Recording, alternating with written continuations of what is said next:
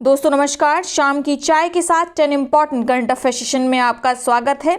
आज दिनांक है 5 फरवरी 2021। तो चलिए आज के सभी इम्पॉर्टेंट करंट अफेयर्स को देख लेते हैं। पहला प्रश्न है, हाल ही में किसने भारत की सबसे कम उम्र की महिला पायलट बनकर नया कीर्तिमान स्थापित कर दिया है? तो इस तरह का नया कीर्तिमान रचा गया है आयशा अजीज के द्वारा। ठीक है, इनकी उम्र महज 25 वर्ष है और ये कहाँ की निवासी हैं? जम्मू कश्मीर की, याद रखना है। इनके साथ एक और उपलब्धि जुड़ी हुई है। जब ये मात्र 15 वर्ष की थी यानी 2011 में ये सबसे कम उम्र में स्टूडेंट पायलट का लाइसेंस पाने वाली पहली छात्रा बनी थी भारत की। तो इनका नाम याद रखिएगा, आयशा अजीज। आने वाले किसी न किसी एग्जाम में यह प्रश्न आपको देखने को मिल जाएगा, मोस्ट इंपॉर्टेंट है, इसको स्टार बनाकर लिख लीजिए। अगला प्रश्न है, अमेजन के फाउंडर जेफ बेजोस ने सीईओ पद छोड़ने की घोषणा की है। उनकी जगह अब अमेजन के नए सीईओ कौन बनेंगे या किसको ये जिम्मेदारी मिलेगी, आपको बताना है। इसका उत्तर होगा एंडी जेसी। ठीक है, जो अमेजन के अभी तक फाउंडर थे जेफ बेजोस, वे ही सीईओ थे, लेकिन अब वे इस पद को छोड़ने जा रहे हैं। तो नए जो सीईओ बनेंगे वह बनेंगे एंडी जेसी, इसको भी याद रखिएगा। अगला प्रश्न देखते हैं, डफ एंड फेल्प्स की ओर से जारी ताज़ा रैंकिंग में किसको भारत के सबसे बड़े सेलिब्रिटी की लिस्ट में प्रथम स्थान प्राप्त हुआ है? आपको बताना है कि भारत की सबसे बड़ी सेलिब्रिटी कौन है डफ एंड फेल्प्स के अनुसार। उत्तर होगा विराट कोहली। ठीक है, दूसरे नंबर पर अक्षय कुमार है। क्लियर, ये कमाई के आधार पर इनको रैंकिंग दी गई है। अगला प्रश्न है, एरो इंडिया 2021 का आयोजन कहाँ किया गया है? तो हाल ही में इसका आयोजन चल रहा है बेंगलौर में। ठीक है, प्रत्येक वर्ष एरो इंडिया का आयोजन बेंगलौर में ही होता है। एरो इंडिया एक तरह का मेगा एयर शो है जो भी एविएशन से जुड़े हुए उपकरण हैं। जैसे HAL ने कोई उपकरण बनाया, ठीक है, DRDO ने कोई उपकरण बनाया, DRDO ने कोई भी ड्रोन बनाया, तो उन सब का प्रदर्शन कहाँ किया जाएगा? एरो इंडिया में। ठीक है, प्रत्येक वर्ष इसका आयोजन कर्नाटक के बेंगलौर में होता है। बेंगलौर में कहाँ? येलहंका एयरफोर्स स्टेशन पर। क्लियर, पहला जो इसका एडिशन किया गया था वो 1996 में किया गया था। क्लियर हो गया आपको? यह एक मंच प्रदान करता है, एक तो जो भी गवर्नमेंट से जुड़े हुए मैन्युफैक्चरिंग हब हैं उनका, दूसरा जो प्राइवेट मैन्युफैक्चरर हैं, सर्विस प्रोवाइडर हैं, उन सबको जुड़ने का एक मौका प्रदान करता है। क्लियर हो गया?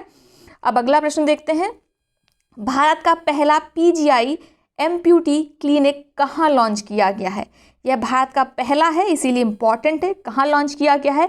एम्प्यूटी क्लिनिक चंडीगढ़ में।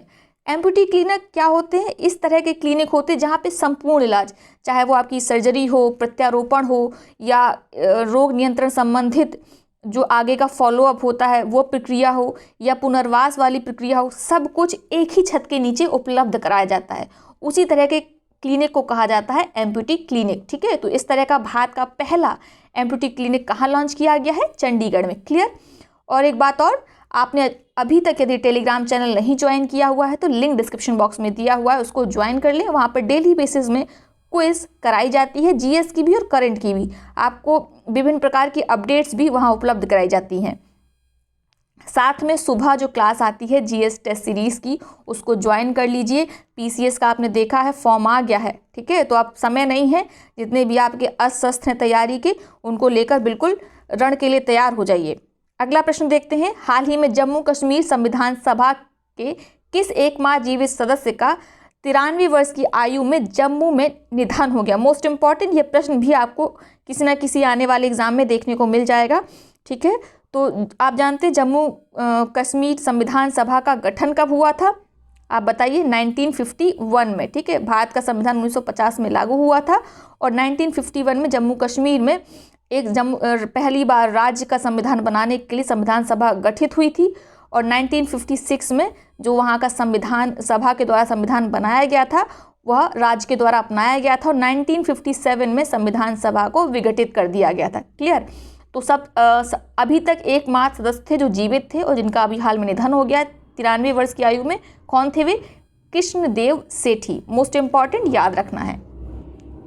अगला प्रश्न देख लेते हैं, इलेक्ट्रिक वाहनों को बढ़ावा देने के लिए दिल्ली के मुख्यमंत्री ने किस अभियान की शुरुआत की है?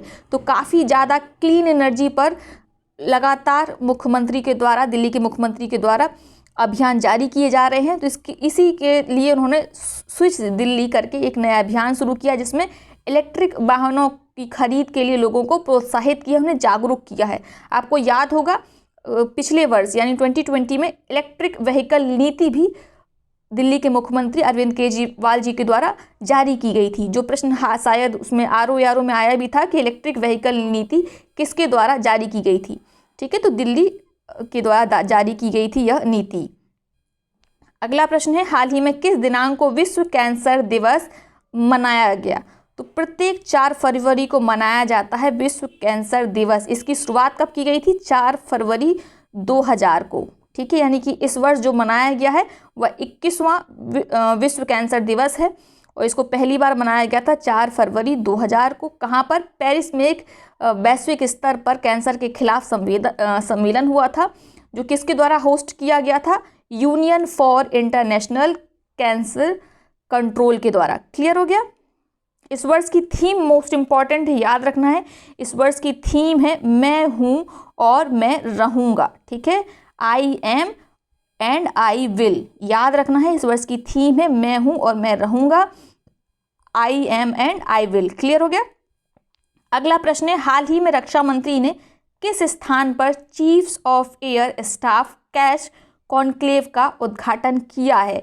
तो यह कॉन्क्लेव जो कैश कॉन्क्लेव है बिल्कुल पैरेलल चल रही है एरो इंडिया के। तो एरो इंडिया कहाँ चल रहा है? बेंगलोर में। तो इसका उत्तर भी क्या हो जाएगा? बेंगलोर हो जाएगा। मोस्ट इंपॉर्टेंट, इसको भी याद रखना है।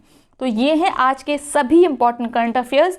अब देख लेते हैं आज के प्रश्न जिनका जवाब आपको कमेंट बॉक्स में देना है। जो सबसे पहले सही सटीक जवाब देगा उसका नाम अगले वीडियो में लिया जाएगा। पिछले प्रश्नों का जवाब सबसे पहले मनोज कुमार जी ने दिया था।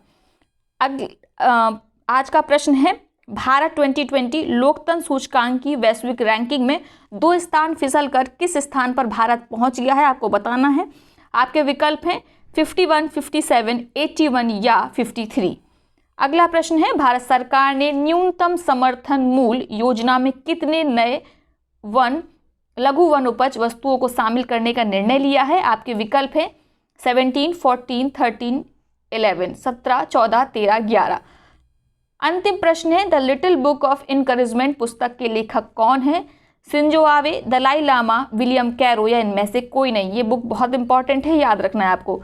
तो इन तीनों प्रश्नों के उत्तर आप कमेंट बॉक्स में अवश्य करिएगा। अब देख लेते हैं पिछले प्रश्नों को जिनका उत्तर सबसे पहले मनोज कुमार जी ने दिया था। पहला प्रश्न है, भारत की वित्त मंत्री ने इस साल के आम बजट के लिए कौन सा ऐप लॉन्च किया है? तो आप जानते हैं इस वर्ष का जो बजट था उसे पेपरलेस यानी कि टैबलेट के माध्यम से लॉन्च किया गया था। ठीक है, उसकी सॉफ्ट कॉपी लॉन्च की गई थी। तो उसके लिए एक मोबाइल ऐप लॉन्च किया गया था ताकि आम लोग और जो विभिन्न पार्लियामेंट के सांसद हैं वे उस आम बजट को पढ़ सकें। इसके लिए कौन सी ऐप लॉन्च की गई थी? केंद्रीय बजट मोबाइल ऐप। ठीक है, union budget mobile app. Clear हो गया? अगला प्रश्न था, वित्त मंत्री निर्मला सीतारमण ने केंद्रीय बजट 2021-22 में भारत में कहाँ यूनिवर्सिटी बनाने का ऐलान किया है? तो आप जानते हैं जो लद्दाख था पहले वह जम्मू कश्मीर का हिस्सा था, इसीलिए लद्दाख में कोई विशेष इम्पॉर्टेंट या बड़ी यूनिवर्सिटी नहीं थी। इसीलिए निर्णय लिया गया है कि लद्दाख के लेह में एक नई यूनिवर्सिटी बनाई जाएगी। इसकी घोषणा केंद्रीय वित्त मंत्री निर्मला सीतारमण के द्वारा केंद्रीय बजट 2021-22 में की गई। ठीक है, अंतिम प्रश्न है, वित्त मंत्री निर्मला सीतारमण ने केंद्रीय बजट 2021-22 में आत्मनिर्भर स्वास्थ्य भारत योजना के लिए कितनी धनराशि प्रदान की है? मोस्ट इंपॉर्टेंट याद रखना है, कितनी धनराशि प्रदान की गई है?